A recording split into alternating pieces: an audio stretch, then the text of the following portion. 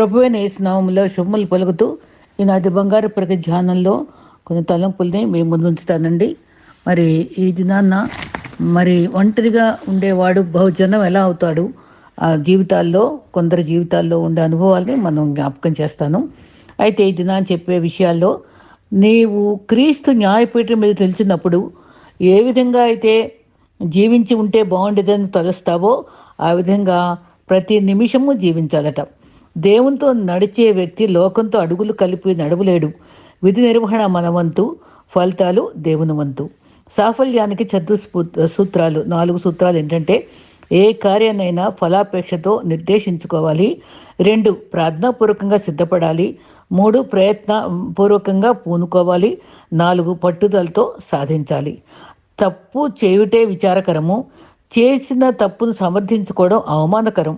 సౌశల్యానికి ప్రత్యామ్నాయం లేదు. అవసరమైతే మేధస్సునైనా కొనవచ్చేమో కానీ శీలాన్ని మాత్రం కాదు. ఒకడు తన పని కోసం పొందే అసలైన బహుమతి జీతం కాదు, దానివల్ల అతను పొందిన పరివర్తనే నిజమైన ప్రతిఫలం. నీ అనుభూతుల్లో ఆనందకరమైన వాటిని ఇతరులతో పంచుకోవాలి. హితవు కాని అనుభూతుల్ని నీలో దాచుకోవాలి, వీలైతే వదులుకోవాలి. క్షమాపణ అంటే తప్పు చేసిన వాడిని మన్నించి చేసిన తప్పును మర్చిపోవుట. దేవునితో సత్సంబంధాలు కలవానిని మనుషులతో కూడా సన్నిహిత సంబంధాలు ఉంటాయి. శ్రమలు మనల్ని నాశనం చేయొచ్చు, లేక బాగు చేయొచ్చు, కానీ నిర్ణయం మంది. ప్రతికూల పరిస్థితులే సత్యం తెలుసుకుంటకు మార్గం. సమస్యలను అంగీకరించడమే వాటిని జయించటకు మొదటి మెట్టు. నైతిక విలువలు పోగొట్టుకుంటే మనలో క్రీస్తు స్వారూప్యం తొలగిపోతుంది. మనం క్రీస్తు స్వారూప్యంలో ఎదగటానికే మనం ఎప్పుడూ ప్రయత్నించాలి. అనేక అనుభవాలు బైబిల్లో మనకు నేర్పించే అవే. అన్నిటికంటే వ్యక్తిని బాధ పెట్టేది ఒంటరితనం. ఒంటరితనంలో ఉండే ఔన్నత్యాన్ని గమనిద్దాం. అందరూ ఉండి కూడా కనెక్టివ్గా లేకపోవచ్చు కూడా, అది ఒంటరితనమే. అందరితో కలిసి ఉంటూ కూడా ఒంటరితనం బాధకరంగానే ఉంటుంది. అబ్రహాము అన్న కొడుకు లోతు ఊరు హారాను, ఐగుప్తు, నెగెవ్ కలిసి ఉంటూనే ఉన్నారు. కనాన్లో వచ్చి మళ్ళీ తిరిగి విడిపోయారు. వాళ్ళు ఆత్మీయంగా కలయికత లేరు, ఒకే మనసుతో లేరు. బంధువులే అవ్వచ్చు. ఐగుప్తుల్లో స్నేహితులు ఎక్కువగా ఉంటారు. దాని కొరకు నిలబడాలనుకుంటే లోకస్తులతో విశ్వాసులకు పొత్తు ఎలా ఉంటుంది? నడవలసిన మార్గం ఇరుకు మార్గంగా ఉంటుంది విశ్వాసులకు. ఈ లోక కబుర్లు చెప్పుకోవడానికి స్నేహితులు ఎక్కువగానే ఉంటారు, కానీ దేవుని కొరకు నిలబడాలంటే ఒంటరితనము తప్పదు. మోషే ఒంటరితనంలోనే బ్రతికాడు. అహరోను మిరియాములు ఒకటై వ్యతిరేకించారు, అయినా క్షమించాడు, ప్రార్థించాడు. గిద్యోను కూడా ఒంటరిగానే బాధపడ్డాడు. మన దేవుడు మనకు తోడుగా ఉంటాడు. అబ్రహామును మెల్కీసెదెకు పంపి ఆదరించాడు కదా. యెహోషువకు కాలేబు తోడిచ్చాడు. దేవుడు ఒకే విశ్వాసంలో జీవించటకు వ్యక్తులను సహవాసంగా ఉంచుతాడు మనల్ని. అందరూ బలహీనలమే. తోటివారితో బలహీనంగా ఉండే వాళ్ళని మనము అసహించుకోకుండా ఉపేక్షించి మంచి తోడుగా మార్చుకుని మన సహవాసంగా ప్రార్థనలో ఏకీవించి ఉండేవాళ్ళగా ఉండటం మనకు చాలా అవసరం. ఒంటరితనం అనేక పాఠాలు నేర్పిస్తుంది. ఓటమిలో మన జీవితాన్ని చూపిస్తూ పాఠాలు నేర్పిస్తుంది. దావీదు ఒంటరిగా ఎన్నోసార్లు నీవే నన్ను సురక్షితంగా నివసింప చేయగలవని దేవుని బట్టి ధైర్యం తెచ్చుకున్నాడు. నా ప్రాణమా, నాలో నీవు ఎందుకు కుంగున్నావు, ఇంకా నిరీక్షించమనే అనుభవం కూడా చూసుకున్నాడు.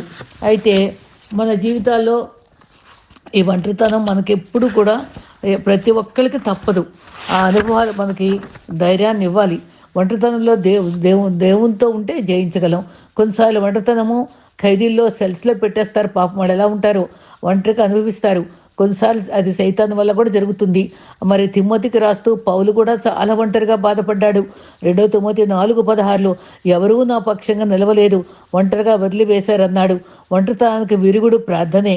నువ్వు ఒంటరి కావని మనం గుర్తించుకోవాలి. ఫస్ట్ మాట మనతో ప్రభు ఉన్నాడని నమ్మాలి. 2 తిమోతి 4:17 ప్రభు నా పక్క నిలిచాడు అని పౌలు చెప్పాడు. Recognise that God is with us. First మాట రికగ్నైజ్. దేవుడు మనతో ఉంటాడని నమ్ముకొని రికగ్నైజ్ చేసుకోవాలి, మనతో ఉంటాడని గుర్తించుకోవాలి. తర్వాత ఒక తెగలో రాజు అవ్వడానికట 13 ఏళ్ళు అవగానే కొడుకుని అరణ్యంలో ఒంటరిగా ఉంచుతాడట. వాడు ఒకసారి ఒంటరిగా ఉండి భయపడిపోతూ తెల్లవారు ఏ జంతువులు చేస్తాయో అని అలా కళ్ళు మూసుకొని తెరిచేటప్పటికి తెల్లవారేటప్పటికి వెనక వాళ్ళ నాన్న స్వరం వినబడింది. వాళ్ళ నాన్న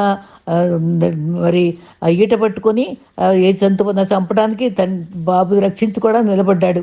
అదే రీతిగా దేవుడు కూడా మన కోసం ఎప్పుడు కూడా మా తోడుగా ఉండి నడిపిస్తాడు. మరి ఈ రకంగా ఇశ్రాయేల్‌ని కాపాడువాడు కునుకుడు నిద్రపోడు కదా! ఇంకా హెబ్రీ 13:5లో నేను ఏమాత్రం విడువను ఎడబాయనని చెప్పాడు. రెండోది రిలై ఆన్ గాడ్స్ స్ట్రెంగ్త్. దేవుని శక్తిపై ఆనుకొని ఆధారపడాలి. 2 తిమోతి 4:17లో ఎంత చక్కటి మాట. ప్రభు నన్ను బలపరిచాడు. సొంత శక్తితో ఆధారపడటం కుదరదు. నన్ను బలపరచువానే సమస్తం చేయగలడన్నాడు. కీర్తనలు 18లో యెహోవా నా బలమా చక్కగా పాడుకుంటాం. మన బలమైన దేవుని గానము చేయుడని పాడుకుంటాం. మరి ప్రభువగు యెహోవాయే నాకు గల బలము అని పాడుకుంటాం. అంతేకాదు మరి యెహోవా కొరకు ఎదురు చూచేవారు నూతన బలం పొందుతారు. ఈ అనుభవాలన్నీ మనకి బలాన్ని ఇస్తాయి. కొన్నిసార్లు పౌలును కొట్టి బాధించారు. మరి ఒంటరిగా ఉన్నాడు, దేవుని బలపరిచాడు. ఏలియా కూడా అలసిపోయి జజ్బిద్రానికి బెదిరిపోయి బద్రి వృక్షం కింద డిప్రెస్ అయిపోతే మరణాపేక్షతో ఉంటే ఏలియాకు దూతను పంపించి ఆహారం ఇస్తే ఆ బలంతో 40 రాత్రింబగళ్ళు నడిచి హోరేబు చేరాడు కదా. బైబిల్లో ఎందరో విజయం చూశారు. సమయం సద్వినియోగం చేసుకోవాలి. మూడవదిగా యుటిలైజ్ యువర్ టైం. ఒంటరితనంలో 2 Timothy 4:12లో అన్ని రేఖట్లు అనుకూలంగా మార్చుకున్నాడు. పౌలు మరి ఇటలీలో చెరసాల్లో ఉన్నప్పుడు అది చూసిన భక్తుడు రాస్తాడు. ఒక చిన్న గది అట్టడి, చీకటి గది. అది ఎంతో భయంకరంగా ఉందట. ఎలా ఉన్నాడా అనిపించిందంట. అయితే అక్కడి నుంచి 4 పత్రికలు రాశాడు. తనకి ఏమేం కావాలన్నాడు? పుస్తకాలు, చర్మపు కాగితాలు, అంగీలు కావాలని అడిగాడు. ఎంత విలువగా తన సమయాన్ని ఉపయోగించుకున్నాడు. మన జీవితాల్లో కూడా మన సమయాన్ని సద్వినియోగం చేసుకుని ప్రభు కొరకు జీవించాలి. మరి మన కొరకు శక్తికి మించిన ప్రయాణం ఉందని సిద్ధపరుస్తూ నమ్మాలి. మరి దావీదు మాటల్లో ఒంటరిగా ఉన్నాను, నన్ను సురక్షితంగా చేయదు అన్నాడు. నరుడు ఒంటరిగా ఉండటం మంచిదిగా అన్నాడు. మరి సొంతతంలోనూ సైతాన్ దాడి చేస్తుంది కదా. మరి దావీదును అందరూ వెలివేశారు. స్వకీయులు, స్నేహితులు దూరమైనప్పుడు నాకు తోడున్నాడు దేవుడని ఎంతో ధైర్యం తెచ్చుకున్నాడు. మందిరాన్ని ప్రేమించాడు. దేవుడు ఎప్పుడు తోడుగానే వాళ్ళకు ఉన్నాడు. దానియేలుకు కూడా అలాగే అన్నాడు. హెబ్రీ బాలురు బంగారు ప్రతిమకు పూజ అయిపోతే మరి నిజమేనా మీరు దండం నమస్కారం చేయలేదంటే అవునన్నారు. అగ్నిగుండంలో వేసేస్తానంటే తప్పించేవారు ఎవరు లేరు. మీరు ఒంటరి వాళ్ళంటే ఎవరు రక్షించకపోయినా రాజా ఒంటరి వారమైనా సరే మేము సేవించే దేవుడు రక్షిస్తాడు. మీరు ప్రతిభకు నమస్కారం చేయమనేశారు. దేవుడు ఒంటరితనంలో దేవుడు తోడుగా ఉంటాడు. అగ్నిగుండంలో మరి సంచరించే దేవుడు. మరి కుటుంబం నిజంగానే ఎన్నో కుటుంబాల్లో ఒకరినొకరు కనెక్షన్ లేకుండా ఉండేవారుగా ఉంటున్నారు. ప్రభు వైపు ఆధారపడి ఐక్యతో జీవించడం అవసరం. ఆరాధనలో దూరంగా ఉన్నావా, సాహసంలో దూరంగా ఉన్నావా, మనం చూసుకుంటూనే ఉండాలి. తర్వాత యెషయా 6:10లో జనులు హృదయంగా కన్నులు చూస్తారు కానీ వింటున్నారు కానీ హృదయంతో గ్రహించలేకపోతున్నారు అన్నాడు. ఒకసారట ఒక పాస్టర్ గారు ఇంట్లో దొంగ పడ్డాడట. దొంగలు పడితే ఆ పాస్టర్ గారు వెలుగుగా ఉండి నువ్వు ఎవరివయ్యా అంటే నేను దొంగనే అన్నాడంట. మరి ఏం చేస్తున్నావు అంటే దొంగతనం చేస్తున్నావంట. ఎవరి కోసం చేస్తున్నావంటే నా ఫ్యామిలీ కోసం చేస్తున్నా అన్నాడంట.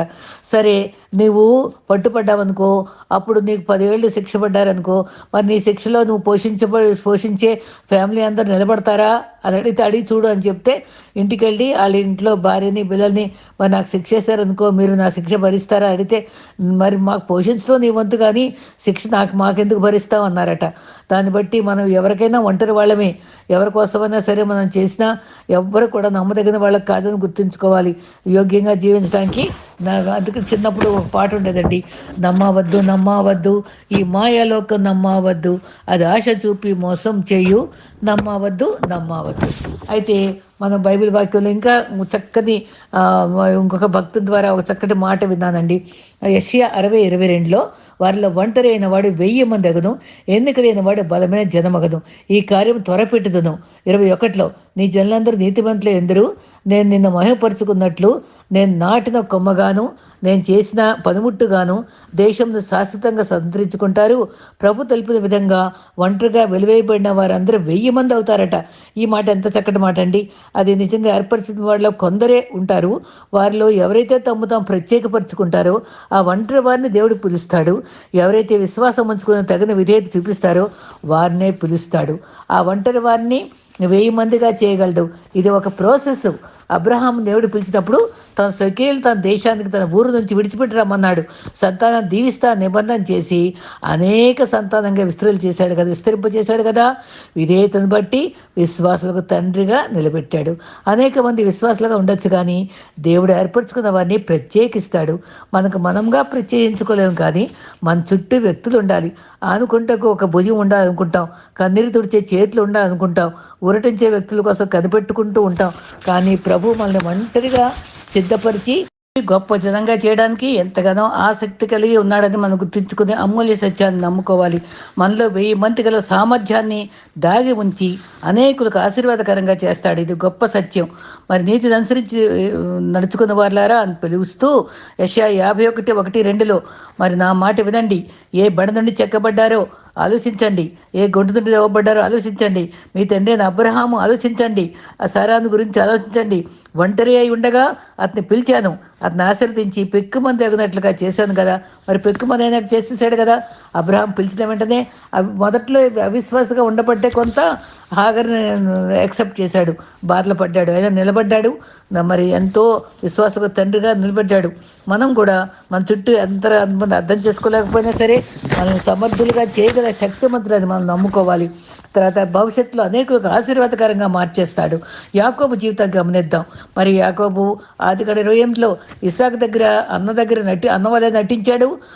మరి అన్నయ్య పొందవలసిన ఆశీర్వాదం పొందుకున్నాడు. కానీ మరి ఆదికాండ 28లో ఆ నాన్న ఏం చెప్తాడు, కనాను కుమార్తెల్లో ఎవరిని వివాహం చేసుకోవద్దు, పద్మరాములో నీ అన్న మావయ్య ఉన్నాడు, వాళ్ళ కుమార్తెలు ఒకదాన్ని చేసుకో, ఆ సర్వశక్తుడు నిన్ను ఆశీర్దిస్తాడు, అనేక జనములకు మరి తండ్రి అవుతావు, సంతాన అభివృద్ధి కలుగు చేసి విస్తరింప చేస్తాను, నువ్వు పరదేశీ ఉన్న దేశంలో మరి నీకు ఇచ్చిన దేశంలో స్వాస్థ్యంగా వచ్చి నీ సంతానం అబ్రహాం సంతానం వలె దీవిస్తా అని వాగ్దానం ఇచ్చాడండి. చూసారా, ఒంటరిగా ఉండేవాడు ఎంత ఇశ్రాయేల్ జనం అయ్యాడు కదా.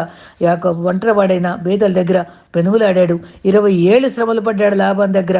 ఒంటరివాడైనప్పటికీ నేను పెనుయేల వద్ద పోరాడి ఇద్దరు భార్యలు అందరూ పక్క పంపించేసి అక్కడ మళ్ళీ ఒంటరిగా నన్ను దీవించు అని ఒంటరిగా పోరాడి అద్భుతమైన దీవెనలు పొందుకొని ఇశ్రాయేల్గా మార్చబడ్డాడు కదండి. అదే రీతిగా వారి అనేక అనుభవాల్లో డివైన్ రివల్యూషన్ దైవిక ప్రత్యక్షత చూడగలం. మరి యోసేపు కూడా ఎన్నో శ్రమలు పడ్డాడు. కళ్ళు చెప్పటం చిన్నప్పుడు తెలియలేదు తనకి, చెప్పి అసూయకు కారణమయ్యాడు. కానీ తర్వాత శ్రమపడి 13 ఏళ్ళు ఒంటరిగా జీవించాడు. ఆత్మీయ జీవితంలో గొప్ప అభివృద్ధి దేవుడు కలిగించాడు. మరి మెచ్యూరిటీ లెవెల్కి తీసుకొచ్చాడు. మరి అంటే ఆత్మీయ పరిపక్వ స్థాయికి తర్బీతి ఇచ్చాడు. భవిష్యత్తులో ప్రధానమంత్రి అవ్వాలంటే మరి సామాన్యం కాదు కదా. ఎంతో తర్బీతి ద్వారా ప్రభు సరిపోయిందని త్వరపడి అది ఆశీర్వాదకరంగా మార్చాడండి. త్వరపట్టాడు అనే మాట మరి ఒక్క రోజులోనే మా ప్రధానమంత్రి అయ్యే ముందు మంచి బట్టలు వేయండి, త్వరపడి తీసుకుని రండి ఫరో దగ్గరికని తీసుకొచ్చారండి. ఫరో యోసేపుని పిలుపు పంపించాడు, త్వరపడి సిద్ధపడ్డాడట. ఆదికాండం 41:14 ఇదే మాట యెషయా 60లో మరి తన కార్యం త్వరపెడతా అన్నాడు. ఎన్నికలేని వారిని బలమైన జనంగా చేస్తాను దగ్గర తగిన కాలంలో ఆయన పని త్వరపెట్టే దేవుడు. త్వరపెట్టి యోసేపుని రప్పించినట్టుగానే మనకు కూడా ఒక్క రోజులో మన పరిస్థితిని మార్చేయగలడు. మరి దేవుని సమయంలో ఒంటరితనం నేర్పిస్తాడు. మరి మొదటి రోజుల్లో ఫోటో రావాలంటే ఒక చీకటి గదిలో ఆ ఫిల్మ్ పెట్టి ఆ డాక్టర్ దాంట్లో సొల్యూషన్లో పెట్టి కెమికల్స్తో తీసుకొచ్చేవాళ్ళు కదండి. మరి అలాగే మన జీవితంలో ఆ చీకటి అనుభవంలో నుంచి తీసుకొచ్చి మంచి ఫోటోగా చేస్తాడండి. ఒంటరి ప్రయాణంలో నడిపిస్తాడు, ఒంటరిగా ఉంచి అభివృద్ధి చేస్తాడు. ఎస్తేరు ఒంటరిగా ఉంది, మరి ఆ యోధులు రక్షించుకుంది కదా. దాంతో మరి దేవుడు వాడుకున్న మనుషుల్ని దేవుడు ఎంతగానో మరి సిద్ధపరుస్తాడు, తండ్రిలో సహవాసపరుస్తాడు, ఆశీర్వాదకరంగా మారుస్తాడు. దేవుడు ఆ రాత్రంతా ప్రార్థన చేసి తెల్లవారెల్లా ఆయన ప్రభావంతో ఎంతో మంది స్వస్థపరిచాడు. మరి యోసేపు కూడా తన బిడ్డలకు మరి ఆ పర్పస్తో దేవుడు పెట్టిన తర్వాత బాధలంతా మర్చిపోవడానికి మనష్షే పేరు పెట్టుకున్నాడు. ఎఫ్రాయిమని అభివృద్ధి కోసం ఫలింప చేసిన అనుభవం పెట్టుకున్నాడు. మనం కూడా సద్భక్తితో బ్రతకగలిగితే శ్రమలుంటే కానీ ప్రభు మనల్ని దీవిస్తాడు, ఆశీర్వదిస్తాడు. అట్టి దీవెనలు మనం ఒంటరితనంలో పొందుకుందాం. అనేక భక్తుల అనుభవాలను మనం స్వీకరిద్దాం. ప్రభు కృప మనతో